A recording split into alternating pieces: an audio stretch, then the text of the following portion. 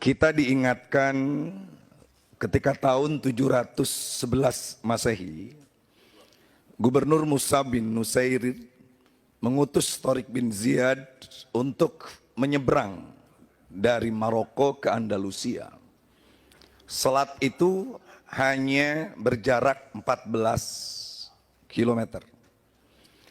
Tariq bin Ziyad masuk membuka kemenangan Islam di Andalusia. Andalusia itu Spanyol, Portugal, dan sebagian Perancis. 800 tahun kita umat Islam membentuk peradaban di Andalusia. Istana Alhambra, Masjid Andalusia menjadi bukti. Tetapi setelah 800 tahun Islam dipukul mundur oleh kekuatan Katolik Ratu Isabel dan kawan-kawan. Ada apa? Ini refleksi kita pada sore ini. Paling tidak ada 3 alasan. Alasan yang pertama adalah pecahnya umat Islam. Makanya kalau kita ingin memenangkan Anies Baswedan dengan Gus Muhaimin, mari kita bersatu. Isu hari ini tidak ada di internasional, isu radikal, isu terorisme itu nggak ada. Isu dunia Islam itu cuma 2 sekarang. Yang pertama adalah sinergitas alias kebersamaan. Yang kedua adalah energi terbarukan. Maka kalau kita ingat bahwa tanggal 3 Maret 1924 ketika Ottoman akhirnya jatuh, maka 100 tahun itu adalah Maret 2024. Presidennya sudah Anies Baswedan dan Gus Muhaimin. Maka tidak perlu hari ini ada kalimat akhir, tidak perlu ada kalimat santri dibagi menurut Gus. Ada santri kota, santri kampung dan lain sebagainya. Santri kampung sekarang sudah jadi orang kota, pimpinan MPR. Dr. Kiai Haji Jazil Fawaid sudah lupa di sarung. Sementara santri kota sekarang mulai terus bersarung. Pak Ahmad Sayhu, saya bareng dengan beliau, sama-sama orang Cirebon. Nah, ini yang perlu digarisbawahi Bapak. Kalau kita tidak ingin mengulang kesalahan hancurnya Andalusia dulu, maka kita saatnya bersatu. Siap untuk bersatu? Perbedaan itu selalu ada. Saya ke Jakarta, diajak Pak Jazil, udahlah Kang Maman daripada jadi ustadz di kampung, bantu saya. Jujur pertama kali saya di kota saya terkejut. Sholat taraweh di Jakarta tuh nggak ada yang sama. Ada yang 8, ada yang 20, tapi kebanyakannya nggak taraweh. Yang kedua, kehancuran Andalusia itu adalah lemahnya peran ulama. Maka ketika koalisi perubahan ini diisi oleh para ulama, para kiai, para santri, kita ingin mengembalikan bahwa sungguhnya negara ini bukan negara agama. Iya, dulu pernah ketika ayahnya Gus Dur, Kiai Wahid Hashim, mengusulkan maulid Nabi di istana, tiba-tiba DNA itu hafal Quran, Pak. Diva Nusantara Aidit. Tapi dia pimpinan komunis. Jadi kalau ada orang yang ngaku-ngaku NU tapi masih ngusung-ngusung anti majelis taklim, nah itu perlu dipertanyakan Bapak. Bayangkan Bapak, ketika itu Aidit bilang, dia bilang, Bung, jangan bikin acara keagamaan di fasilitas negara, karena kita bukan negara agama.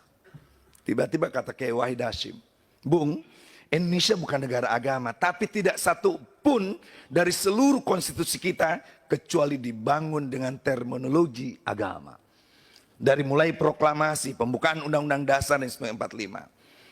Coba saya diminta Kiai Hidayat Nur Wahid untuk keliling 4 pilar.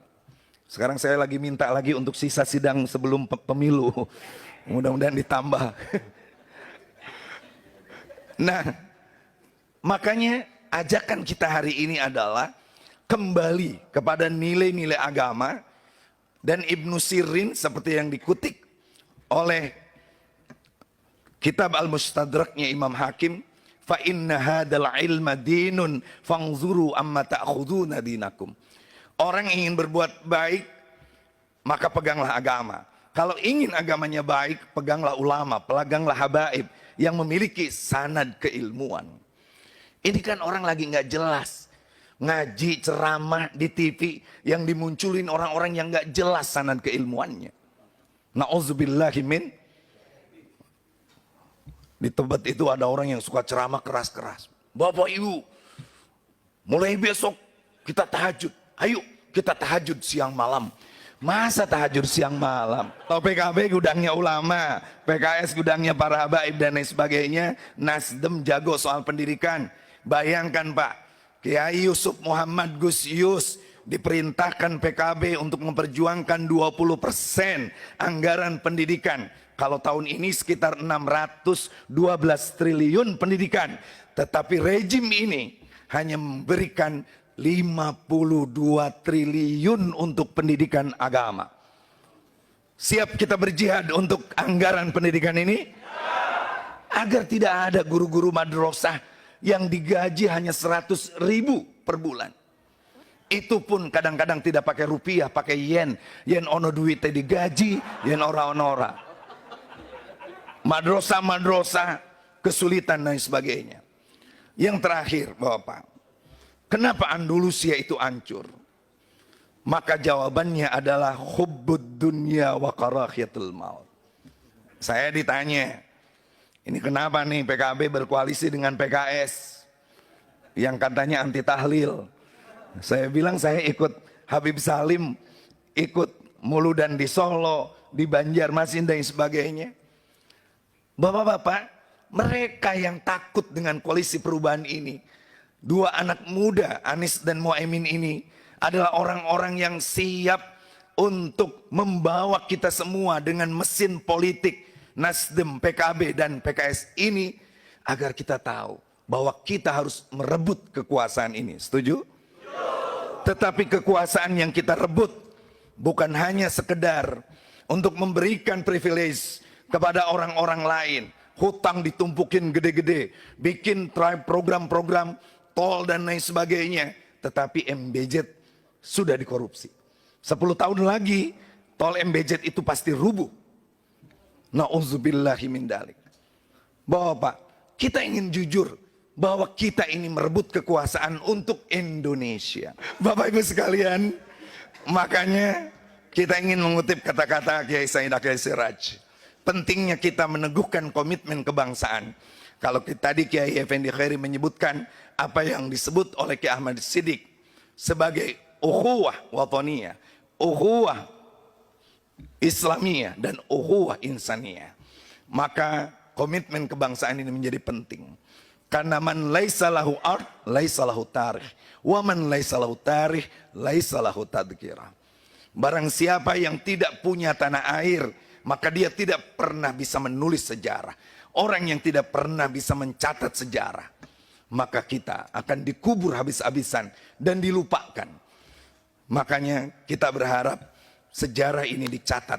Perjuangan kita Nasdem, PKB, PKS mengusung Anies dan Muhaimin betul-betul menjadi kenyataan. Amin. Ya Rabbi bil Mustafa balik maqas ma madaya wasi'al karami huwal habibul hauli minal ahwalil maulaya salli wa sallim ala habibika khairi khalqi kul ya amin amin ya rabbal. Tolong diamalkan salawat burdah itu untuk semua kader agar kita bisa memenangkan ini semuanya. Amin ya Allah ya rabbal alamin. Saya ada Bu EM, wakil sekretaris fraksi kita MPR, ada Mas Imam.